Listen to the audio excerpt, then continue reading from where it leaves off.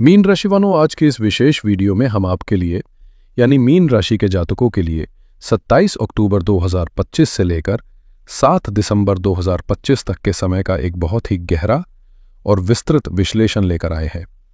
हम परत दर परत ये समझेंगे कि ग्रहों का ये विशेष गोचर आपके जीवन के हर महत्वपूर्ण पहलू पर यानी आपके career, finance, property, relationships, health और आपकी स्पिरिचुअल ग्रोथ पर क्या प्रभाव डालने वाला है। तो आराम से बैठ जाइए और चलिए ब्रह्मांड के इन संकेतों को समझने की इस यात्रा को हम मिलकर शुरू करते हैं। दोस्तों, किसी भी भविष्यवाणी को समझने से पहले यह समझना जरूरी है कि उस समय के आकाश में ग्रहों की स्थिति क्या है, यानी उस बिग पिक्चर को समझना जरूरी है। 27 अक्टूबर से 7 दिसंबर की ये जो अवधि है, ये आपके लिए असाधारण है। क्यों? चलिए इसे समझते हैं। सबसे पहले इस कहानी के मुख्य किरदारों को जान लेते हैं। आपके लिए इस समय के सबसे महत्वपूर्ण ग्रह हैं मंगल, बृहस्पति, बुध और शनि। मीन राशि के लिए मंगल एक परम योग कारक, एक अत्यंत शुभ ग्रह की भूमिका निभाते हैं। ऐसा इसलिए क्योंकि उन्हें आपके ज्योतिषीय चार्ट में 2 सबसे महत्वपूर्ण घरों का स्वामित्व प्राप्त है। दूसरा घर जो धन और परिवार का है और 9वां घर जो भाग्य का है। तो मंगल आपके धन और भाग्य दोनों को कंट्रोल करते हैं। बृहस्पति तो आपके अपने स्वामी हैं, आपके लग्नेश हैं।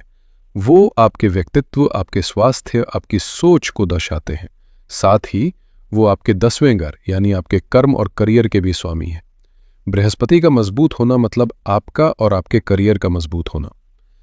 बुध आपके 4थे घर यानी सुख, घर, वाहन और माता के स्वामी हैं और साथ ही 7वें घर यानी विवाह, बिजनेस और पार्टनरशिप के भी स्वामी हैं। शनि न्याय के देवता है और वर्तमान में आपकी ही राशि यानी आपके पहले घर में विराजमान है, जिसका अर्थ है कि आप शनि की 7.5 के प्रभाव में हैं। ये आपको अनुशासन, धैर्य और कर्म का महत्व सिखा रहे हैं। अब देखिए इस अवधि में हो क्या रहा है। आपके धन और भाग्य के स्वामी मंगल 27 अक्टूबर को आपके 9वें भाव में प्रवेश कर रहे हैं, जो उनका अपना ही घर है, वृश्चिक राशि। जब कोई ग्रह अपने ही घर में होता है तो वो स्वगृही कहलाता है और उसकी शक्ति कई गुना बढ़ जाती है। तो यहां आपके भाग्य का स्वामी भाग्य के घर में ही आकर शक्तिशाली हो रहा है। ये अपने आप में एक शक्तिशाली राजयोग है, लेकिन ये युति और भी गहरी हो जाती है। इसी भाग्य के घर में मंगल के साथ बुध भी विराजमान होंगे, यानी आपके सुख और व्यापार के स्वामी भी भाग्य स्थान में आ गए। अब इस अद्भुत कॉम्बिनेशन को देखिए। धन, भाग्य, सुख और व्यापार, ये सब एक साथ आपके भाग्य के घर में एकत्र हो गए हैं। और इस पर सोने पे सुहागा ये है कि आपके अपने स्वामी बृहस्पति, जो ज्ञान और कृपा के कारक हैं और जो स्वयं अपनी उच्च राशि कर्क में 5वें भाव में बैठकर अत्यंत बलवान हैं, वहां से अपनी 5वीं दिव्य दृष्टि से इसी मंगल बुध की युति को देख रहे हैं। बृहस्पति की दृष्टि अमृत समान होती है। ये इस योग को न केवल शक्ति दे रही है, बल्कि उसमें बुद्धि, ज्ञान और शुभता का संचार भी कर रही है। तो इस अवधि की बिग पिक्चर ये है कि भाग्य पूरी तरह से आपके साथ है, लेकिन लग्न में बैठे शनि आपको याद दिला रहे हैं कि इस भाग्य का फल तभी मिलेगा जब आप कर्म करेंगे और अनुशासित रहेंगे। ये कर्म प्लस भाग्य का एक सुनहरा कॉम्बिनेशन है। चलिए अब इस शक्तिशाली ऊर्जा का आपके जीवन के अलग अलग क्षेत्रों पर क्या और कैसे प्रभाव पड़ेगा, इसे विस्तार से समझते हैं। ये इस अवधि का सबसे मजबूत पहलू रहने वाला है। 9वें भाव को धर्म त्रिकोण का सबसे महत्वपूर्ण भाव माना जाता है।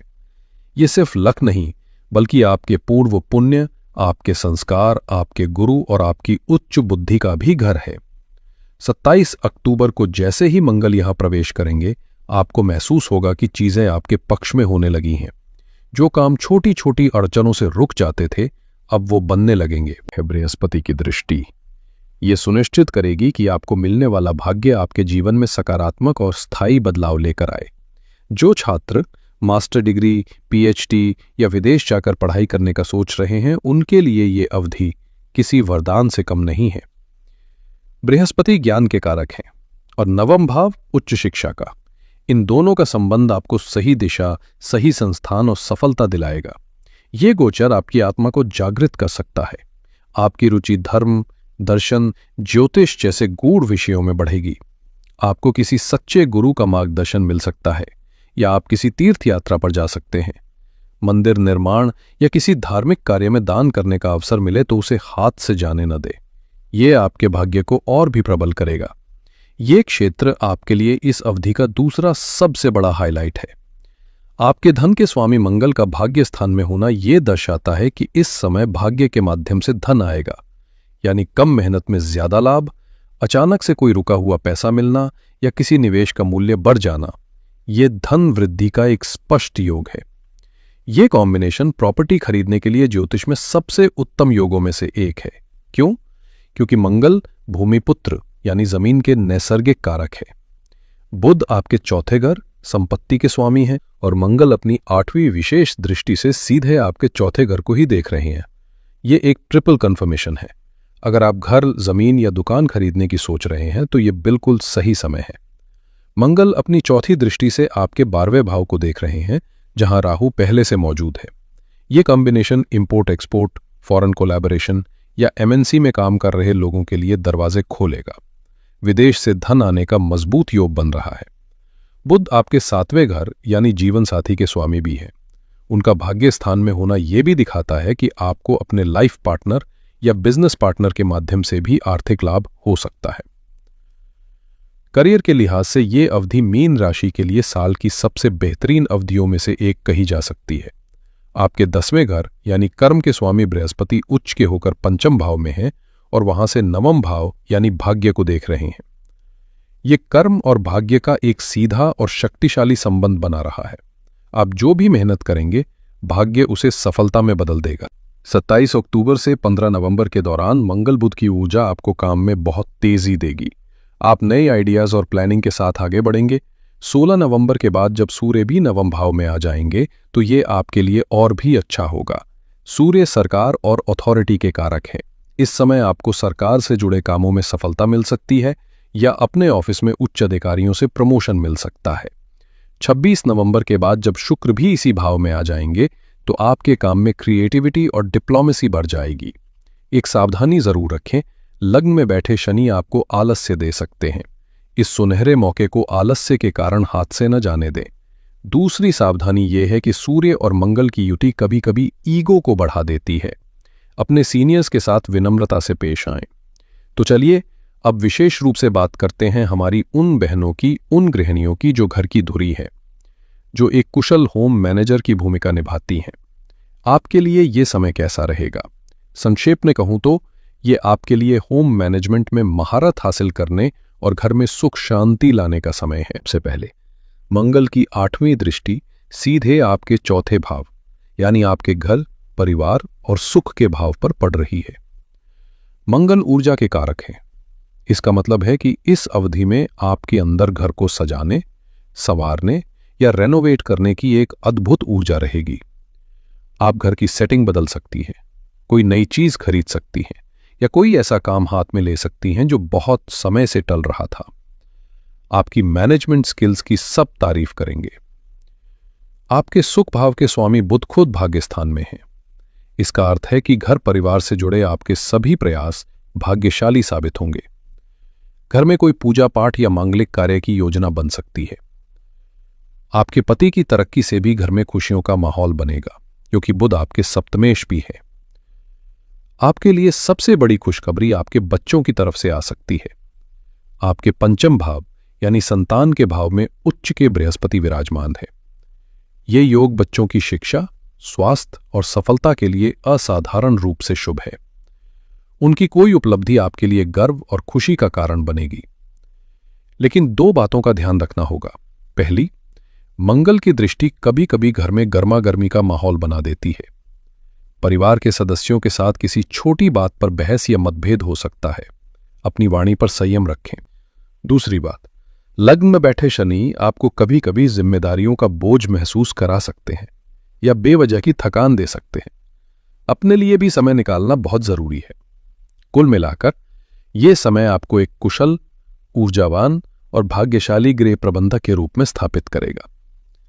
मंगल अपनी 7वीं दृष्टि से आपके 3रे भाव को देख रहे हैं, जो आपके साहस और पराक्रम का घर है। यह दृष्टि आपके अंदर एक गजब का सेल्फ कॉन्फिडेंस भर देगी। आपकी कम्युनिकेशन स्किल्स बहुत प्रभावशाली हो जाएगी। स्वास्थ्य मिला जुला रहेगा। बृहस्पति की लग्न पर दृष्टि एक रक्षा कवच का काम करेगी, आपकी इम्यूनिटी को मजबूत रखेगी, लेकिन सावधानियां जरूरी हैं। लग्न में शनि के कारण पैरों और कमर में दर्द की समस्या परेशान कर सकती है। मंगल के प्रभाव से पेट में गर्मी, एसिडिटी और चेस्ट कंजेशन जैसी दिक्कतें हो सकती हैं। वाहन चलाते समय गति पर नियंत्रण रखें। अपने पिता के स्वास्थ्य का इस अवधि में विशेष ध्यान रखना होगा। प्रेम संबंधों के लिए पंचम भाव में उच्च के बृहस्पति का होना बहुत पवित्र योग है। रिश्तों में गहराई, सच्चाई और सम्मान बढ़ेगा। वैवाहिक जीवन में थोड़ी सावधानी रखनी होगी।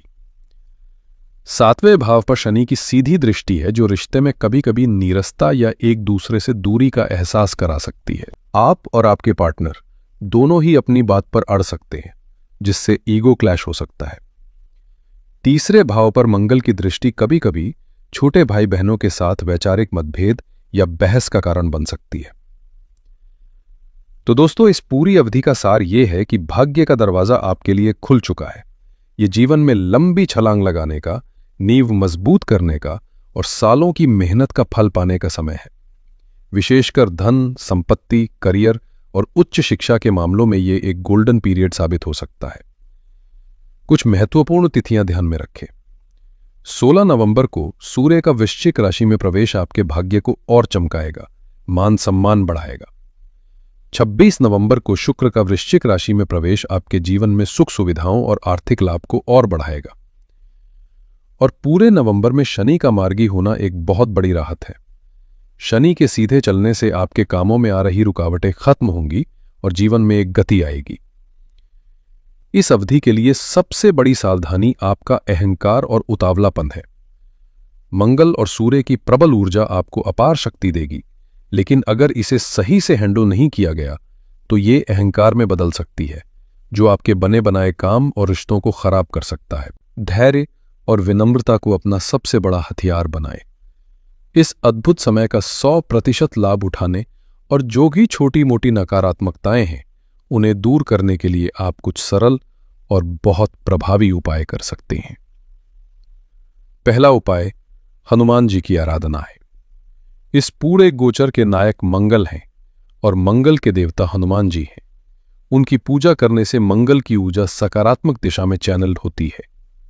हनुमान जी बल, बुद्धि और निस्वार्थ सेवा के प्रतीक हैं।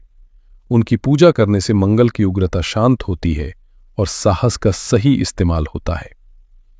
आप प्रतिदिन हनुमान चालीसा का पाठ करें। मंगलवार के दिन हनुमान जी को बेसन के लड्डू का भोग लगाएं और उनके समक्ष चमेली के तेल का दीपक जलाएं। दूसरा उपाय शनिदेव के लिए है। शनि आपके लग्न में है, इसलिए उन्हें शांत और प्रसन्न रखना अत्यंत आवश्यक है। शनि कर्म के देवता हैं। उनका मंत्र जाप करने से हम उनके अनुशासन को स्वीकार करते हैं, जिससे उनके द्वारा दी जाने वाली परेशानियां कम होती हैं। आप प्रतिदिन शाम को 108 बार शनि के बीज मंत्र ओम प्राम प्रीम प्रौम सह शनैश्चराय नमः का जाप करें। तीसरा उपाय बृहस्पति देव के लिए है।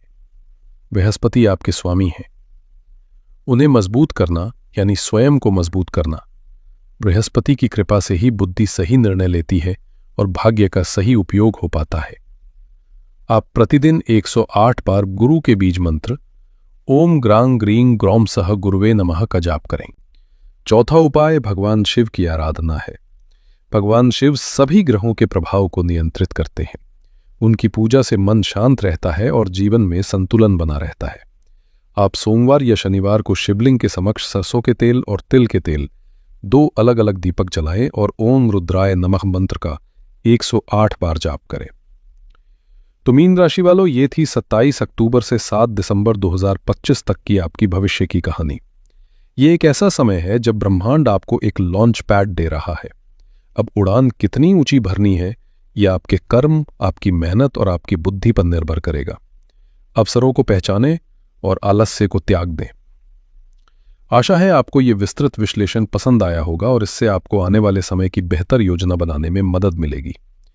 अगर आपको ये जानकारी अच्छी लगी हो तो इस वीडियो को लाइक करें, अपने दोस्तों और परिवार के साथ शेयर करें और हमारे चैनल को सब्सक्राइब करना ना भूलें।